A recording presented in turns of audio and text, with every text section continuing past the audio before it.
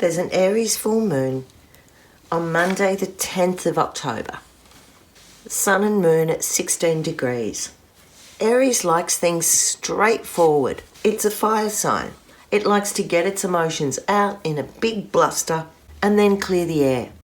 But it's a little bit harder to clear the air this time, and our sun and moon have called in backups. Here's the chart. You can see the sun over here in Libra, and Venus in its hometown is right next to it. Opposite, we've got Chiron conjunct the moon. And this is where clearing the air actually cuts through to the soul. To get a grip on what that means, we've got to go a bit into Chiron. He's the soul seeker of the zodiac, the outcast. He is human and half horse, a misfit. And that sent him out searching and searching for answers, for healing, for philosophy, for alternative sides of trains of thought, of medicine. He couldn't conform because he was a bit of both. With a full moon really opening up the shadows of Chiron's wounds, it's likely that this moon phase there are fears about not fitting in, about not having the right skills, including social skills. Aries needs a lot of freedom and independence, and maybe this is about feeling trapped by your own body, or trapped by some sort of trauma from the past that's been really weighing you down. At the last moon, we had Jupiter shoving its big energy in your face. President Putin put out a call for mobilizing Russia, declaring war. The border was rushed with people trying to get out of conscription. And there was also a not-so-veiled nuclear threat. In Australia, one of the biggest cyber attacks we've had cleaned out a whole lot of customers' data from Optus, a big telco here. It's already been found that information's being sold on the dark web. On a plus side, in the lead up to the last moon, absolutely stunningly beautiful pictures of Neptune were released to the world, in some way inspiring that symbol of hope.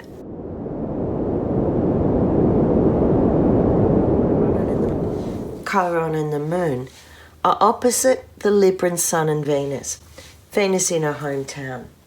And normally, this would be loveliness, because Libra ruled by Venus is pretty and artistic and balanced and loves to find ways to bring things together, which is also what Chiron does, but from the other end of the spectrum.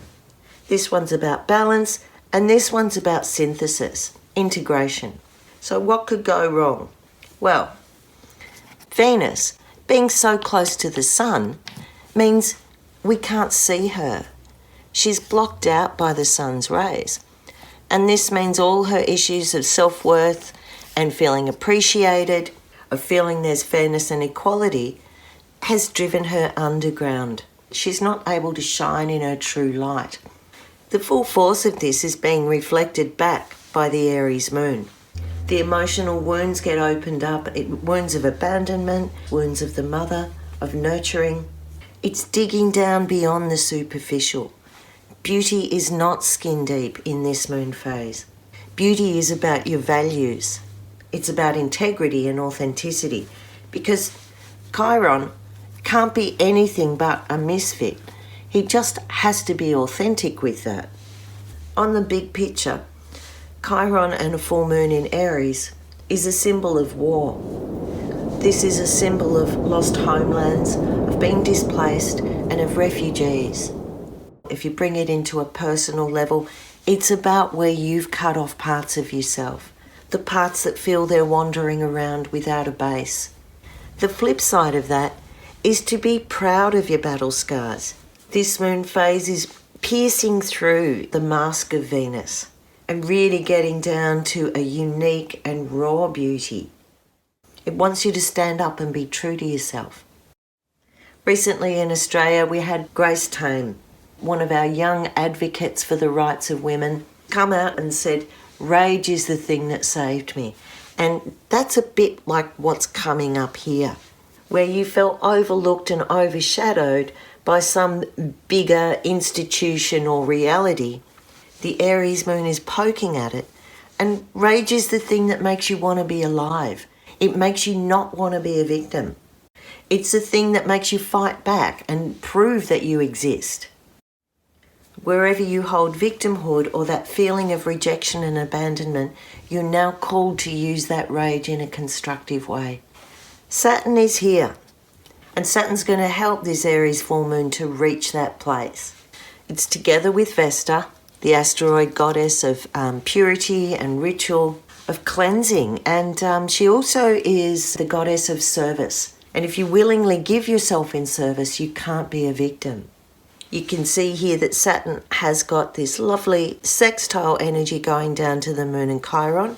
And over here, the blue line, a trine, providing this support, inspiration, a way forward, and a gift to really acknowledge your unique place. And your unique skills are exactly what you need and what your soul needs to heal and synthesize any pain or trauma. The other thing is Saturn and Libra actually love each other. Libra loves that Saturn provides manners and boundaries and customs so that Libra can always stay in that balance and keep a social flow moving that connects people. So Saturn's working its butt off here to hold this place of justice, of consequence, even karmic justice. But we're not done with Uranus opposing Saturn. This is square energy. It's been going on all through 2021, and 2022 is no different. These two keep crossing each other's path and blocking. So we've got restriction, authority, law, and a kind of heavy-handedness against Uranus' ideal of revolution, independence, breakthrough, uprising, and upheaval, breaking conformity. While these two have been playing off each other, there's been a whole list of issues that have come up, real tensions. It's not good.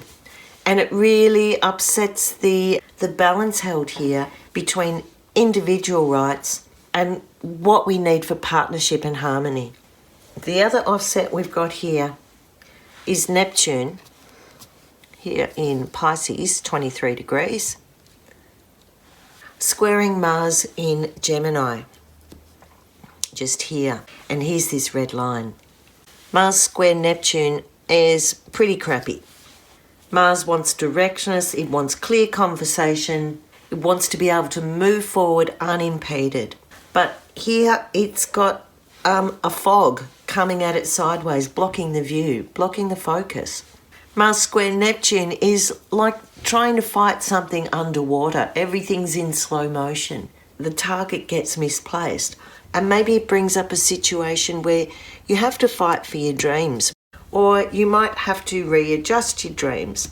Someone else might want your dream, and there's competition. We also know that Mars is going to slow down and move retrograde by the end of October.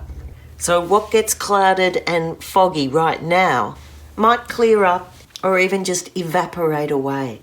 Mars really is having a hard time finding where the target is. It's going to be retrospective and introspective. Mercury moved forward. It's been retrograde for a few weeks, but just at the beginning of October, it turned forward, and it's slowly making its way back through Virgo and entering Libra once again. It's got a tough aspect going on to Neptune here, so echoing the Mars-Neptune aspect, facts and conversations and things in writing aren't quite what they seem. And we'll need to be clear of this phase before we can really see what's there.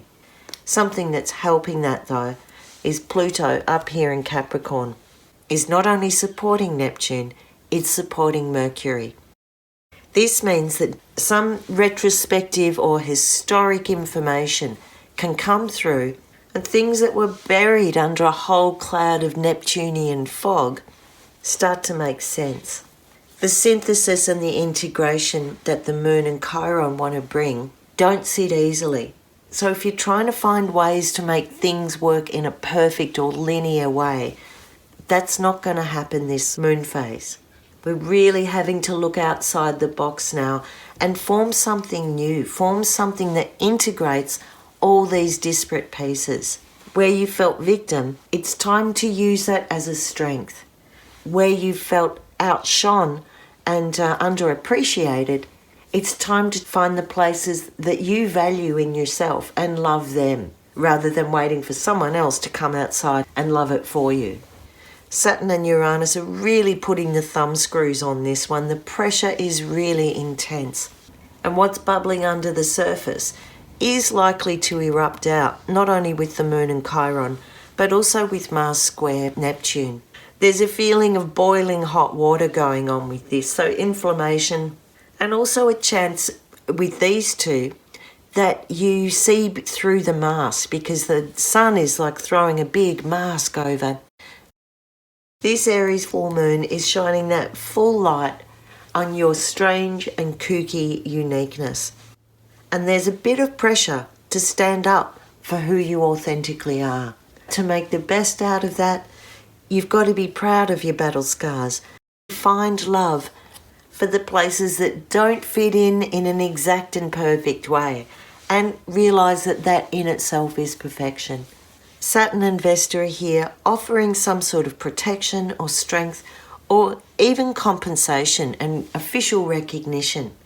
The Aries full moon opens up for some sort of soul reconciliation, healing, and a personal appreciation of the path that you've walked, even when you had to walk it alone.